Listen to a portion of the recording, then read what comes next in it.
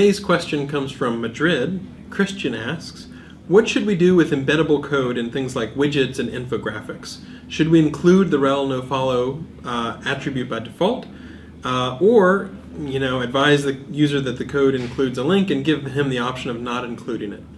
So my answer to this is colored by the fact that we have seen a ton of people trying to abuse widgets and abuse infographics. We've seen people who get a web counter and they don't realize that there's mesothelioma links within there. So I've done a previous video where I talked about the criteria for widgets. Does it point back to you or to a third party? Is the keyword text sort of keyword rich and something where the anchor text is really rich, or is it just the name of your site? All that sort of stuff.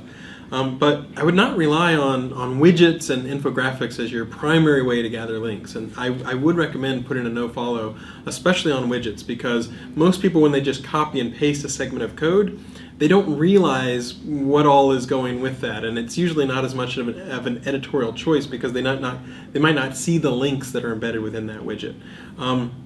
Depending on the scale of the stuff that you're doing with infographics, you might consider putting a rel nofollow on infographic links as well. The value of those things might be branding, they might be to drive traffic, they might be to sort of let people know that your site or your service exists. But I wouldn't expect a link from a widget to necessarily carry the same weight as an editorial link freely given where someone is recommending something and talking about it in a blog post, that sort of thing.